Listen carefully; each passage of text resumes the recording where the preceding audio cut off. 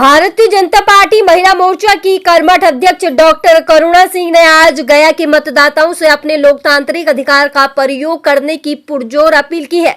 उन्होंने कहा कि मतदान केवल एक अधिकार नहीं बल्कि एक राष्ट्रीय महापर्व है जिसमें हर नागरिक को अपनी भागीदारी सुनिश्चित करनी ही चाहिए। डॉक्टर सिंह ने स्पष्ट शब्दों में कहा कि इस चुनाव में दिया गया हर वोट राष्ट्र निर्माण की दिशा में एक महत्वपूर्ण कदम साबित होगा।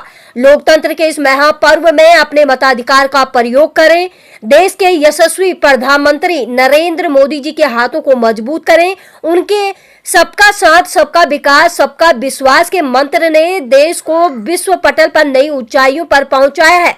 आपका एक एक वोट इस विकास यात्रा को और गति देगा। डॉक्टर करुणा सिंह ने गया विधानसभा क्षेत्र के मतदाताओं से विशेष अनुरोध करते हुए कहा कि गया को विकास की नई लहरों पर ले जाने के लिए अनुभवी और जनप्रिय नेता की आवश्यकता है। गया की समस्त जागरूक जनता, विशेषकर मातृशक्ति से यह अपील करती हूं कि वह बड़ी संख्या में घरों से निकलें। गया के विकास और जन कल्याण के प्रतीक हमारे प्रत्याशी प्रेम कुमार जी को भारी मतों से विजयी बनाएं। उनका लंबा अनुभव और जनहित को समर्पित कार्यशैली यह सुनिश्चित करेगी कि गया में विकास की लहरें पुनः दोहराई जाएंगी। ये है कि जो लोग कह रहे हैं कि महिलाएं बटी हुई हैं और अलग अलग दिशा में वोटिंग करेंगी, उसको लेकर के ये प्रेस कॉन्फ्रेंस रखा गया है ताकि हम लोगों को बता दें कि हमारी जो है 100% महिलाएं और 60 साल से ऊपर की जो बुजुर्ग हैं, सारे का वोट एनडीए को एक मुश्त जा रहा है। आप लोगों ने देखा होगा कि अभी पटना में जो चुनाव हुआ है तो 65% हुआ है, उसमें महिलाओं की संख्या, लड़कियों की संख्या ज़्यादा है।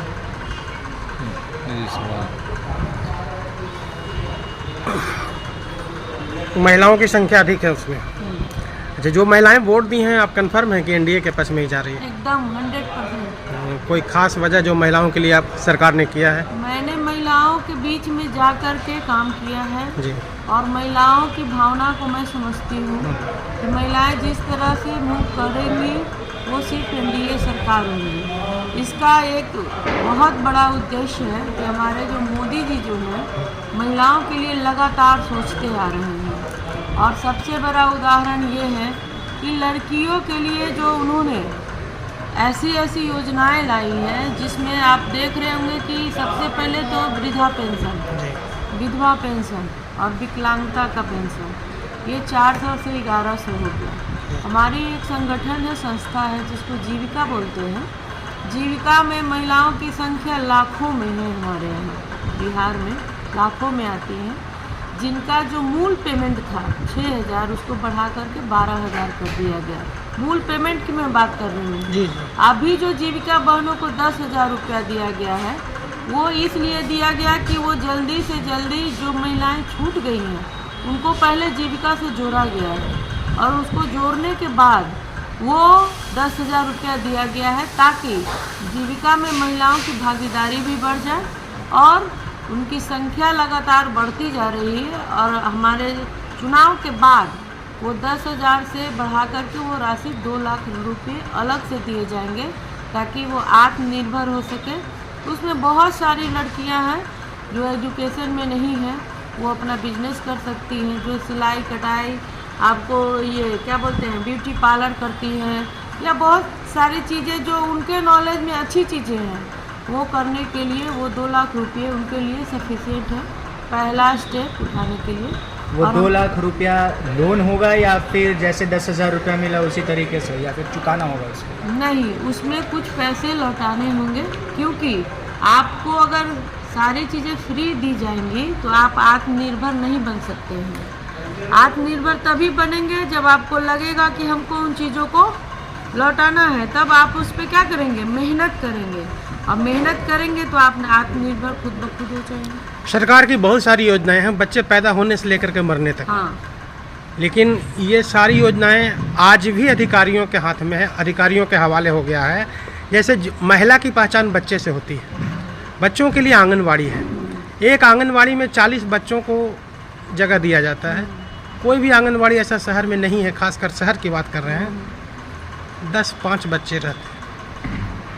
देखिए, आप जिस समय रिपोर्टिंग करने जाते हैं उस समय की क्या स्थिति होती है, सरकार का जो रिपोर्ट कार्ड है उसकी क्या स्थिति है, वो अलग अलग चीज़ें हैं।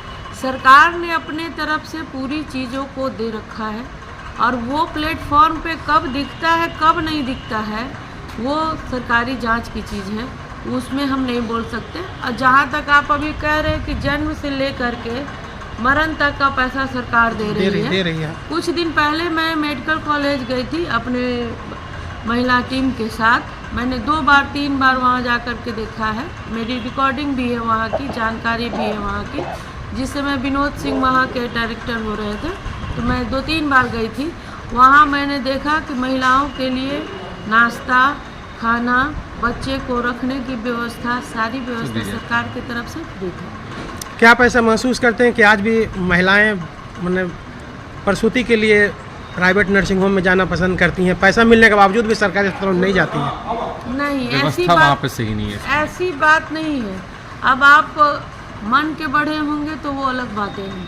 हमारे कितने % हॉस्पिटल हैं जो सरकारी है, कितने % प्राइवेट है। हम ये देखते हैं कि अगर हम चाहेंगे कि हम हाई क्वालिटी का काम करें तो उसमें कितने % की महिलाएं रहती हैं। अधिकतर महिलाएं जो हमारी हैं मध्यम वर्ग की, मैंने कहा मध्यम वर्ग से लेकर के आप जो लो पे आएंगे, अधिकतर महिलाएं हॉस्पिटल सरकारी की तरफ ही रुख कर रही हैं। अभी जो योजनाएं चलाई जा रही हो फिर हॉस्पिटलों में, उस हॉस्पिटल में मैंने देखा है कि अच्छे घर से भी महिलाएं जा रही हैं। हॉस्पिटल का बिल्डिंग आपका बढ़ गया है, मेडिकल में आपने देखा है, और बहुत उच्च स्तरीय वहाँ व्यवस्था की। बगल में जनानी हॉस्पिटल बहुत उच्च स्तरीय है, लेकिन वहाँ पे महिलाएं नहीं जा पाती हैं अच्छी तरह से। और जो बच्चे लड़कियों के पैदा होने पर जो पैसा मिलता है बिहार सरकार और भारत सरकार के द्वारा, साल भर से नहीं मिल पा रहा है। मेरा कहना है कि वो अंदरूनी क्या व्यवस्था है उसके बारे में मैं डायरेक्ट कुछ नहीं बोल सकती हूँ। अब जो महिलाएं वहाँ जा रही हैं उनको क्या दिक्कत हो रहा है वो चीज़ सामने आने की चीज़ है, और ऐसा नहीं कि सरकार अपने तरफ सरकार दे रही है। हाँ, सरकार दे रही, ब्यूरोक्रेसी के हवाले हो रहा है। वही बात है। तो उन चीज़ों को लाने में आप पत्रकार की भी भूमिका अहम होती है। जी। आप भी ला करके दिखाए तभी तो विचार हो कि हमको क्या करना है नहीं करना है। हाँ, हम चाहेंगे कि संगठन के स्तर पर सरकार की योजनाएं धरातल पर उतर जाए।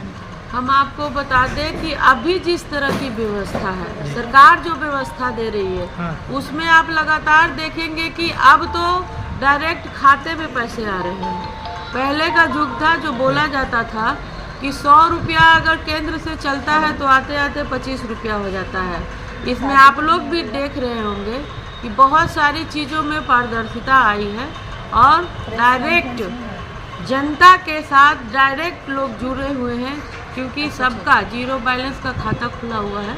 महिलाओं की जो सुविधा दी जा रही है उसमें डायरेक्ट पैसा आता है। मैम, गया में कांग्रेस के प्रत्याशी जो हैं उन्होंने आरोप लगाया है कि प्रेम कुमार बड़े बड़े बिल्डिंग बना रहे हैं, और कुछ वक्त पहले वो अपना एक बिल्डिंग बना रहे हैं। आप लोग को पता है कि नहीं?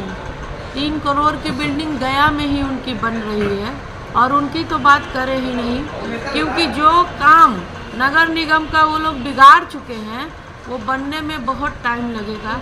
हम यही कहते हैं कि 6 करोड़ के लिए आप मांग रहे हैं हिसाब, और 650 करोड़ जो है उसका हिसाब कौन देगा?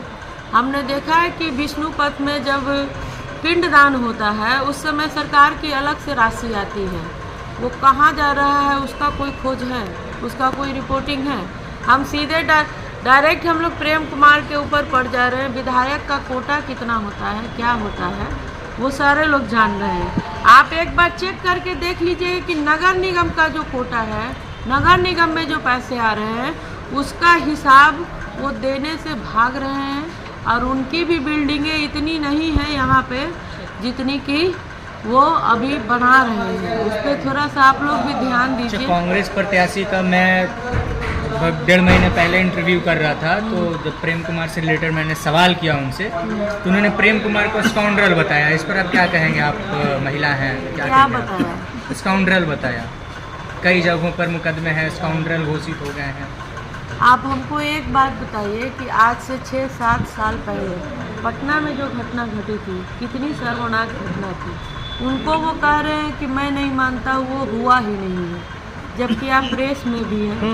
ऐसी अगर कोई घटना प्रेम कुमार जी का होता तो वो पेपर में छपता, वो उसके साथ आता।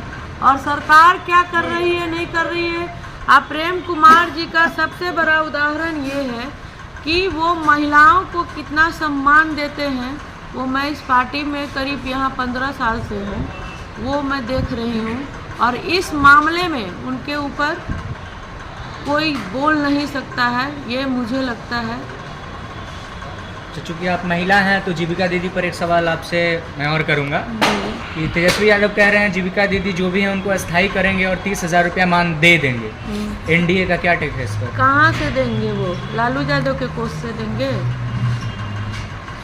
जो आदमी कह रहा है कि 30,000 रुपया हम दे देंगे, अगर उसको कम मानदेय मिले और ज़्यादा लोगों को रोजगार मिल जाए तो इसमें क्या दिक्कत है? नहीं, अभी पेमेंट भी नहीं मिल पा रहा जीविका को। पेमेंट नहीं मिलना विभाग की गड़बड़ी है, सेंट्रल से पैसे आ रहे हैं। अब आप लोग को भी पता है कि सेंट्रल से ही इसमें पैसे आते हैं। हमारी सरकार बनने जा रही है, महिलाओं की भूमिका 100% है इसमें। और हमारे जो गार्जियन हैं जो 60 साल के ऊपर हैं, उनकी भागीदारी भी बढ़ चढ़कर होने वाली है। और प्रेम कुमार जी अगर गलत होते तो कौन कहता है कि आप 9वीं बार आप मौका देते हैं उनको? सरकार भी ऊपर जो सेंट्रल बैठी हुई है, क्या वो अंधी है? पहले सबसे पहले पॉलिटिक्स में देखा जाता है चरित्र।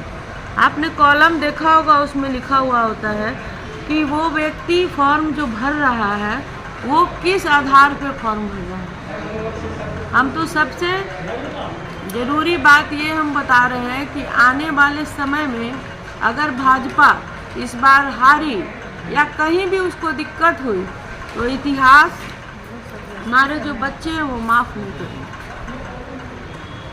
ठीक है मैम, क्या परिचय है आपका? मेरा नाम डॉक्टर करुणा सिंह, गया जिला महिला मोर्चा है।